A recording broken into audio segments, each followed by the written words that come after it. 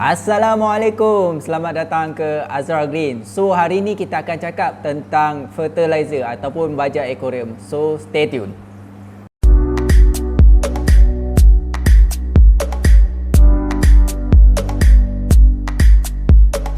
Okay, so hari ni kita akan cakap tentang fertilizer ataupun baja aquarium.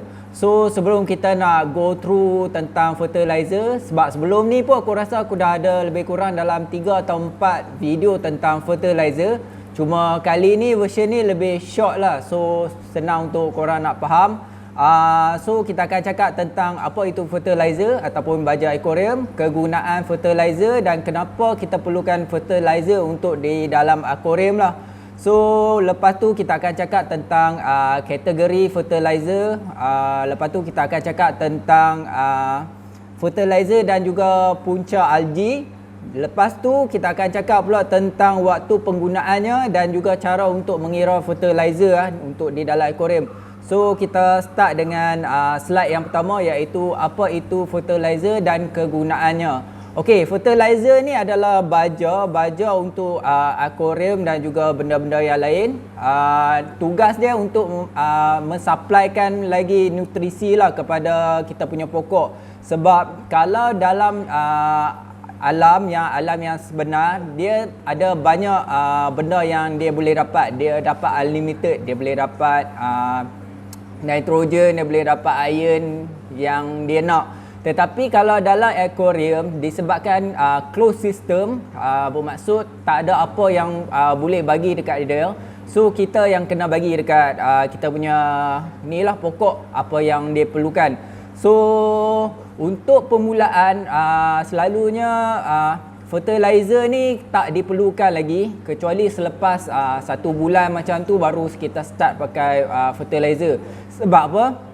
Dalam kita punya soil memang dah ada nutrisi tu. So selalunya kalau aku lebih suggestkan untuk guna pada lepas 1 bulan lah ataupun 2 bulan selepas tu baru guna fertilizer. Okay, so itu adalah kegunaan untuk fertilizer dan juga kenapa kita perlukan fertilizer dalam aquarium, disebabkan oleh closed system. So closed system ni apa yang ada dalam tu limited. So kita kena bagi supply kan kita punya pokok supaya lebih sihat dan segar. So kita ke next slide, iaitu kategori fertilizer. Okey, kategori fertilizer ni aku bahagikan kepada 3, iaitu yang pertama sekali iaitu single line, seterusnya iaitu mikro makro dan juga all in one. Okey, kita tengok yang nombor pertama dulu iaitu single line. Single line terbahagi kepada beberapa, iaitu fertilizer itu sendiri ya. Iaitu yang pertama sekali iaitu nitrogen, phosphorus, lepas tu potassium, iron dan juga magnesium. Sebenarnya dia ada banyak lagi, dia ada copper, dia ada zinc. So yang aku list ni cumalah yang boleh dikatakan common lah yang digunakan dekat aquarium ataupun benda yang sangat penting dalam aquarium.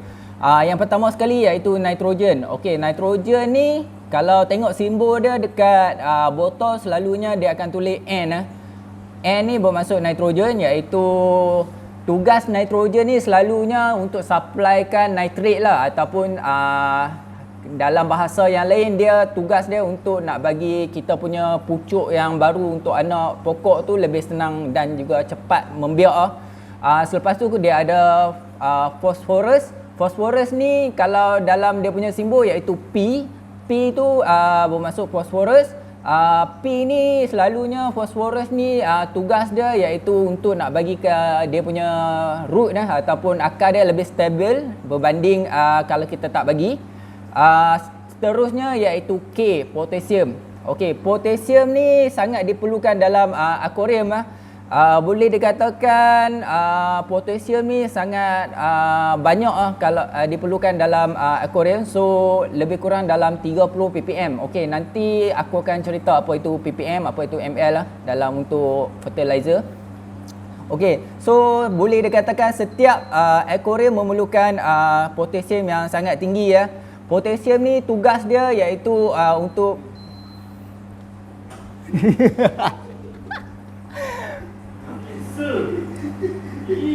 silent please. Okay. Potasium ni tugas dia untuk nak bagi kita punya pokok ataupun kita punya daun tu lebih immune lebih dikatakan metabolisme dia lebih baik lah untuk pokok tu supaya tak mudah map dan juga lain-lain So itu adalah tugas untuk potasium. Seterusnya kita ada iron. Iron ni selalunya kita guna untuk lebih kurang sama macam potasium juga untuk bagi immune. Selain tu dia juga akan meningkatkan color untuk kita punya pokok. Mesti korang pernah dengar kan orang kata nak pokok merah pakai iron lebih. So jawapannya yang tu tak betul lah, salah. Sebab apa? Untuk mendapatkan pokok yang merah tak semestinya iron yang tinggi Iron yang tinggi bukan menyebabkan kita punya pokok merah, tetapi akan menyebabkan staghorn. Okey, so kita ke next iaitu mikro makro. Okey, apa itu mikro, apa itu makro? Sebenarnya mikro dan makro ni adalah gabungan daripada single line tadi tu, iaitu kalau tengok makro adalah terdiri daripada 3 jenis iaitu NPK, iaitu nitrogen, fosforus dan juga potasium. Berbanding dengan mikro pula, mikro terdiri daripada selalunya macam iron, magnesium, boron, copper, itu dalam mikro. So mikro makro ni adalah gabungan daripada yang single line tadi. Okey, seterusnya kita ada juga all in one. All in one ni bermaksud semua fertilizer ni gabung dalam satu cecair. Kadang-kadang mesti ada orang terfikir kan. Dulu pun aku pun ada terfikir agak kenapa tak gabungkan je semua fertilizer dalam satu botol. Kan senang kan. Senang nak dos, senang nak untuk kita lah. Tetapi dia ada kelemahan dekat situ Dia ada baik dan juga ada kelemahan untuk all in one. Sama juga dengan mikro dan makro, dia ada kelebihan dan juga kekurangan. Disebab tu kalau korang tengok banyak-banyak profesional dia jarang nak menggunakan all in one ataupun mikro makro. Kebanyakan dia orang akan guna single line iaitu supaya mereka boleh kontrol apa yang masuk di dalam mereka punya aquarium lah. Okey. Untuk all in one ni, kalau kita boleh calculate sendiri kita punya food, itu tak ada masalah bagi aku. Kalau korang yang beginner ataupun yang baru nak main dan nak senang, bagi aku all in one paling mudah lah untuk guna. Seperti mana plant juice kan daripada Bubble Aqua, ini paling senang sekali. Kalau nak start, contoh dia kita nak tunekan pokok tu nak jadi pokok merah ke apa ke, kita boleh start main dengan mikro, makro dan juga single line. Sebab apa? Kita boleh kontrol apa yang masuk dalam kita punya aquarium. Okey, itu adalah jenis-jenis kategori untuk fertilizer. Next kita akan cakap tentang fertilizer dan juga punca algae. Okey, fertilizer ni daripada tadi NPK dan juga Fe tu akan menyebabkan algae kalau kita tersalah dos. Contoh dia macam nitrogen, selalunya ini daripada aku punya pengalaman dan juga bacaan lah. Nitrogen akan menyebabkan algae jenis GDA dan juga hair algae Itu selalunya common yang terjadi apabila kita dos nitrogen lebih, ataupun kadang-kadang cun-cun pun dia akan naik juga.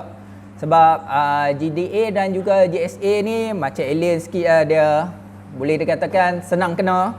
Kecuali kalau kita punya Malaysia ni sejuk, itu lain cerita lah. Memang lambat nak kena. Sebab apa? GSA, GDA ni sangat suka tempat yang panas lah. Okey, lepas tu ada phosphorus. Okey, phosphorus ni selalunya GSA lah, common dia. Common dia akan kena GSA, iaitu green spot algae. Kalau korang tengok dekat Anubias kan, selalu kena bintik-bintik tu kan, bintik-bintik hijau tu, itu adalah GSA. Common dia disebabkan oleh phosphorus lah, tapi ada kemungkinan juga yang lain. Tak semestinya disebabkan oleh fertilizer phosphorus. Okey, selepas tu potassium. Okey, potassium dia tak akan menyebabkan apa-apa algae. Tetapi kalau kita dos dengan kadar yang banyak ataupun melebihi daripada sukatan, mungkin 40 ppm ataupun 50 ppm atau 30 pun kadang-kadang akan menyebabkan pokok tu jadi stun. Dia akan stop membesar, dia akan stun sekejap. Selepas tu kita ada iron, Fe. Iron ni common kalau terlebih, iaitu dia akan menyebabkan staghorn algae lah selalunya. Okey, selain tu kita ada komen-komen algae iaitu seperti CO2, cahaya dan juga suhu lah. Selalunya kalau suhu terlampau panas akan komen dia GSA, GDA ni akan naik lah. Lepas tu lampu pun sama juga, kalau terlalu kuat hair algae, brown algae, BGA, green water, ini memang akan kena. Kalau korang nak tengok tentang algae, korang boleh tengok video aku yang sebelum-sebelum ni ya. Aku ada tinggalkan link dekat bawah nanti ya, dekat kita punya description. Okay, next kita akan cakap tentang waktu penggunaan fertilizer. Okay, untuk waktu penggunaan fertilizer ni dia bergantung kepada jenis dos kita. Contoh dia dekat sini iaitu kalau tengok daripada table ni iaitu aku akan doskan contoh dia NPK lah, nitrogen, fosforus dengan potasium hari Isnin. So hari Selasa selalunya aku akan dos FE ataupun mikro, ataupun kalau hari Isnin iaitu makro, hari Selasa iaitu mikro. Okey, kenapa? Sebab apa? Mikro dan makro dia tak boleh dos dalam satu hari yang sama. Sebab apa? Iron dia tak boleh duduk dengan fosforus dia akan jadi benda lain. So untuk mengelakkan daripada masalah tu, kita akan asingkan. Hari ni kita dos NPK, esok kita dos FE iron. Lepas tu hari Rabu kita dos NPK balik. Hari Khamis kita akan dos itu mikro. Tapi kalau tengok sini potasium aku boleh dikatakan aku bubur setiap hari. Okey, kalau single line selalunya potasium ni kita akan dos 3 hari, 4 hari. Kadang-kadang kalau di Azra kita akan dos setiap hari ya, 7 hari berturut-turut ya untuk potasium. Selepas tu kita ada all in one. Okey, all in one ni selalunya kita akan selang 2 hari lah ataupun selang sehari. Iaitu contoh kalau kita start dos hari Isnin, so hari Khamis atau hari Rabu kita akan dos sekali lagi. So Ahad kita akan buat water change. Okey, bila masa kita nak dos kita punya fertilizer ni? Jawapan dia iaitu pada waktu kita buka lampu ataupun sebelum kita buka lampu. Sebaiknya lebih kurang sejam ataupun masa CO2 on tu kita doskan CO2. Itu lebih baik lah. Supaya apa? Bila lampu buka bermaksud pokok dah start buat fotosintesis. So dia dah dapat apa yang dia nak. Okey, itu adalah waktu untuk penggunaan fertilizer lah. Okey, sekarang kita akan cakap cara mengira fertilizer. Okey, yang ini advance sikit. Dia perlukan kemahiran sikit untuk nak tahu berapa banyak ppm yang kita perlukan, lepas tu berapa ml yang kita perlukan. So kita kena buat calculation sikit. Ini more on technical lah. Kalau korang beli fertilizer di Azra, korang tak payah risau tentang bila jadual nak dos ataupun macam mana nak kira ml. Sebab apa? Di Azra kami akan tolong calculate untuk korang. Kalau tak ada, korang minta je. Aku punya staff akan bagi dia punya calculation dia. Kalau dia orang tak bagi, bagi tahu aku. Nanti aku akan aku akan bercari dia. Okey. So, ini adalah calculation untuk sesuatu fertilizer lah. Okey, yang pertama sekali step pertama iaitu kita kena tahu isi padu untuk aquarium kita dahulu. Contoh dia macam aquarium belakang ni. Okey, contoh dia kita ambil aquarium belakang ni iaitu 60 kali 30 kali 30. So kita akan kalikan 60 kali 30 kali 30 akan dapat 5,400. 5,400 tu bermaksud 5,400 mililiter. So kita akan bahagikan dengan 1,000 iaitu bermaksud kita nak dapatkan liter dia. So apabila 5,400 bahagi dengan 1,000 akan dapat 54. Bermaksud aquarium ni iaitu 54 liter. Okey, so contoh kita nak dos bubble aqua punya ni bubble aqua punya fertilizer untuk potassium K. Okey, kita akan tengok direction dia. Dia kata satu push bersamaan dengan 20 liter akan menaikkan 4 ppm untuk fertilizer. Okey, so cara dia macam mana? Kita akan ambil, kita letak dos. Contoh dia satu push tu kita anggaran lah. Anggaran ni kata 1 ml. Ataupun kadang-kadang satu push ni boleh jadi 0.8 ml. Kalau macam SR, Abang Amir dia kata satu push dia lebih kurang dalam 1.25 ml. So kita ambil tengah-tengah lah, senang. Kita ambil anggaran dia kata satu push tu bersamaan, satu push, satu pump tu bermaksud bersamaan dengan 1 ml. So satu pump bersamaan dengan 20 liter akan naikkan 4 ppm. So jawapan dia iaitu kita akan bahagikan dahulu kita punya akuarium punya isi padu iaitu 54 liter, kita bahagikan dengan 20 liter untuk FERT ni, kita akan dapat 2.7. Okey, daripada 2.47 ni bermaksud 2 push setengah lah, boleh dikatakan 2 push setengah. Kita anggaran macam tu lah. Kalau nak kira 7 tu mungkin susah sikit kan. So kita ambil 2.5. So bermaksud 2 kali push yang penuh, lepas tu setengah. Itu adalah cara pengiraan untuk ni lah, untuk bubble aqua. So macam mana kita nak tahu berapa ppm yang kita perlukan untuk sesuatu akuarium? Okey, untuk yang itu korang boleh tengok bahagian tengah ni aku ada buat satu jadual.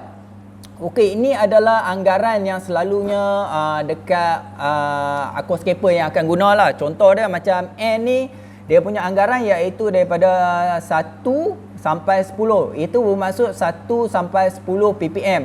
Okey, ppm tu apa? ppm tu adalah part per million ataupun kita panggil sebagai pengukur lah untuk kita punya fertilizer. Contoh dia macam kalau panjang kita ada cm, kalau air kita ada ml, liter. So untuk fertilizer kita pakai ppm, part per million. Okey, so untuk N kita perlukan selalunya dekat akuarium kita perlukan lebih kurang dalam 1 ke 10 ppm. Kalau P pula kita perlukan lebih kurang dalam 0 hingga 0.1 hingga 1 ppm. Kalau K kita perlukan lebih kurang dalam 15 hingga ke 30 ppm. So FE iron iaitu 0.1 hingga 1 ppm. Okey, ini adalah minimum dan maksimum untuk sesuatu akuarium lah dalam ppm untuk fertilizer. Tapi contoh untuk Azra kita dah fix dah siap-siap. Kita punya fertilizer kita iaitu N kita 1 ppm untuk semua akuarium. Semua akuarium kami pakai nitrogen sebanyak 1 ppm. Phosphorus kami tak pakai, kosong. Sebab apa? Aku berpegang kepada prinsip ADA Amino San. Dia kata P boleh dapat daripada makanan ikan. So aku berpegang daripada itulah. Sebab apa? Aku tak, disebabkan itu aku tak dos P. Sebab apa yang lain juga, sebab aku tak dos P ni sebab dalam fertilizer yang Azra punya sendiri yang kami buat, kami dah campur all in one iaitu NPK dalam satu botol. So menyebabkan kami tak boleh masukkan P dalam tu sebab ada iron. So kami keluarkan iron, kami keluarkan phosphorus, so masukkan iron dalam tu. So kami cuma ada nitrogen, potassium dan juga iron, iaitu potassium lebih kurang dalam 20 ppm hingga ke 22 ppm. Aku tak berapa nak ingat yang tu, tapi aku anggaran dia lebih kurang yang itulah untuk potassium. Untuk Fe dekat Azra kita 0.5 ppm. So ini adalah Azra punya ppm untuk semua tank kami. Okey, ni formula aku dapat daripada Abang Safarul. Cara ni lebih senang lah berbanding dengan cara aku tadi. So cara kiraan dia iaitu macam tadi, iaitu satu push bersamaan dengan 4 ppm untuk 20 liter. Okey, contoh dekat sini Abang Safarul punya tank iaitu 96 liter. So 20 liter dibahagikan dengan 96 liter tank dia akan dapat 0.21. Okey, untuk mendapatkan berapa ppm iaitu 4 ppm kali dengan 0.21 akan dapat lebih kurang dalam 0.8 ppm. Okey, 0.84 ppm ni adalah untuk satu push untuk satu picit. Okey, kalau contoh dia nak dos sehari 4 ppm, bermaksud dia kena kalikan dengan berapa amount untuk dapatkan 4 ppm. Okey, so calculation dia iaitu 0.84 ppm tadi tu dikali dengan 5 picit, iaitu 5 kali pump, iaitu akan mendapatkan 4 ppm. So 4 ppm kali dengan 5 hari akan dapat 20 ppm. Okey, tu adalah contoh average lah untuk nak kira untuk potassium. Tetapi kalau untuk macam nitrogen, iron, phosphorus, korang kena lebih berhati-hati dalam kiraan ni ya. Mesti kena tepat. Kalau tak tepat akan penyebab kepada algae lah. Untuk potassium tak ada masalah lagi. Okey, contoh kalau korang yang beli fertilizer yang dah ada calculation siap-siap macam Bubble Aqua ataupun Skate Republic Abang Amir punya Skate Republic. Okey, kalau tengok dekat sini Skate Republic punya dia dah bagi tahu siap-siap dah. 2 pump bersamaan dengan 54 liter akan menaikkan 2 ppm. So senang kat situ. So korang tahu tank ni 54 liter. So 2 pump akan dapat lebih kurang, yang ini ada phosphorus akan naikkan 1 ppm kot tak silap aku untuk SR punya. So kita dah tahu situ. So senang untuk calculation dia. Tapi korang yang baru main ni, korang tak payah fikir sangat benda ni. Kalau beli dekat Azra, kita akan tolong calculate berapa picit untuk ekoran korang. Korang just bagi tahu saiz isi padu tank korang ataupun bagi tahu saiz ekoran korang. Contoh dia macam tadi, yang ini 60 kali 30 kali 30 akan dapat 54 liter. So kita tahu berapa nak calculate untuk ekoran korang. So itu adalah contoh pengiraan untuk fertilizer lah, untuk fertilizer dan juga cara menggunakan fertilizer. Dalam aquarium punya aquascape ni, dia terbahagi kepada 2 fertilizer, iaitu rich fertilizer dan juga lean fertilizer. Kalau tengok ADA punya fertilizer, dia more on lean punya fertilizer. Sebab apa? ADA dia tak mau pokok dia terlampau cepat naik ya. So susah untuk maintenance team dia. So dia slowkan dia punya fertilizer, cukup cun-cun untuk dia punya tank. Tapi kalau macam contoh Bubble Aqua, SR dan juga beberapa food yang lain, dia lebih kepada rich fertilizer lah, macam Aquaforus kan, rich fertilizer. So korang kena hati-hati sikit dalam pengiraan dia tu, pastikan cun-cun. Okey, macam mana kalau rich fertilizer nak jadikan lean? Boleh, tak ada masalah. So korang halfkan dia saja. Contoh dia macam Bubble Aqua tadi, iaitu 4 ppm, korang halfkan dos dia akan jadi lean lah.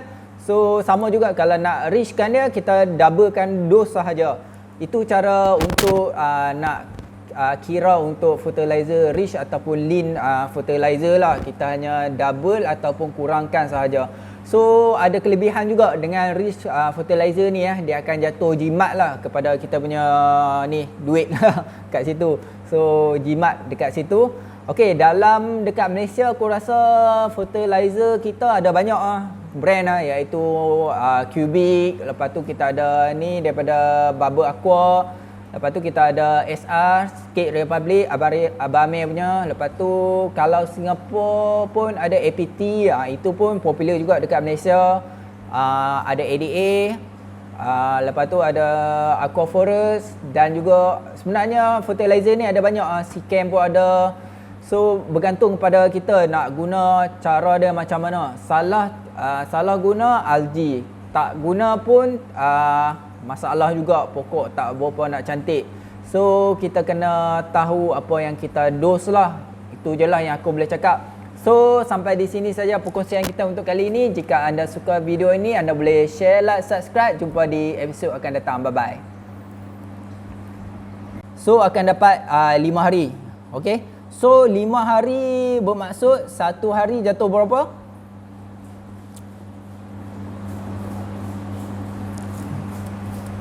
Tak pasal-pasal kena buat calculation pula. 20 bagi 4 dapat 5. So bermaksud 5 hari. So Okay, so apa tadi aku nak cakap, aku lupa dah. Okay, so